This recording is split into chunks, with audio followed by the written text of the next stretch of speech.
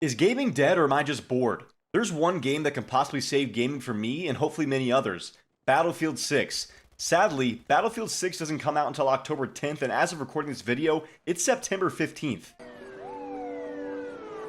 I don't know what I'm going to do with myself. The Battlefield 6 beta was so good I feel lost.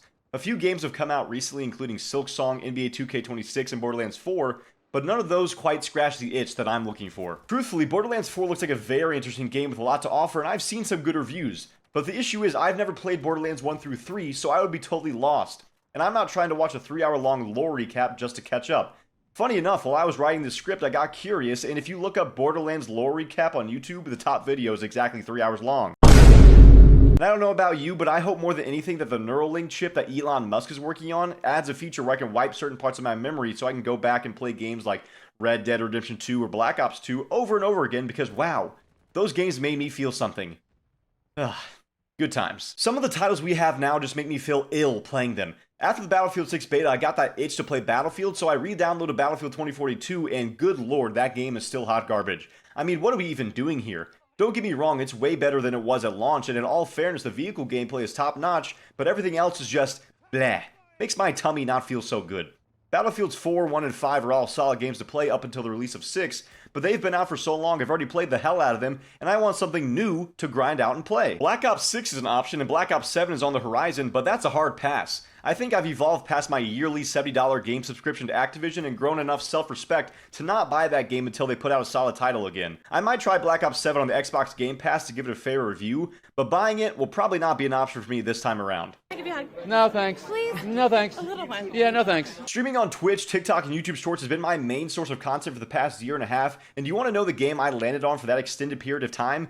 Rainbow Six Siege. Oh, sorry. It's now called Tom Clancy's Rainbow Six Siege X. If you're thinking, wow, that's a mouthful, I would first say, that's what she said, and secondly, I would say, yeah, I agree. What the hell were they thinking? I can just visualize the Ubisoft workers brainstorming the new title idea in some boardroom. We must add the X so it sounds cool and innovative. And over the past year and a half playing Rainbow Six Siege X, I've actually had a fun time learning and playing the game. But it has that one thing that haunts PC games, especially first-person shooter games. Cheaters. Rainbow Six has one of the worst cheating problems out of any game I've ever played. Worse than any Call of Duty game by a long shot. And even after the big Siege X update, cheating somehow got worse. New content is virtually non-existent, and the addition of having an extremely toxic community of high schoolers who all think they're either the best player in the world while either using a macro on PC or a Zim on console, and then you have the group of people who all think they're jinxy, and they love to quote them every chance they get. So I just think it's time for me to take my talents to an uncommunity such as Battlefield, because I legitimately have gotten to the point of disliking Rainbow Six so much that most nights I get done streaming Rainbow Six Siege, I find myself scrolling through job listings on Indeed looking for a 9-to-5, so I have an excuse not to play it anymore and can put my business degree to good use. But back to Battlefield. My main concern come October 10th is if Battlefield 6 ends up being a flop and the beta was just tricking us into thinking it was a good game, I'll be devastated and have no idea what to play anymore. Arc Raiders? Maybe. That looks like a fun game, but I don't know if the extraction shooter genre is up my alley. And Lord knows GTA 6 might never end up releasing, and by the time it does, I might be a 30-year-old married father of 2. But we shall see. To wrap up, I need Battlefield 6 more than ever, and I need it to be good.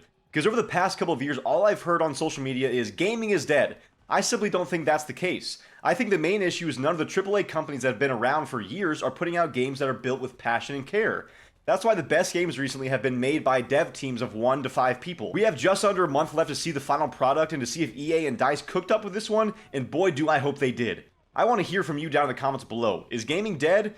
Will Battlefield 6 bring new life to AAA gaming? It seems to have already made Call of Duty try a little bit harder with some of its carry-forward systems being updated. And also, what games have you been playing as of late? If you enjoyed this video, don't forget to like and subscribe. I'm the HighPingKing. See you next time.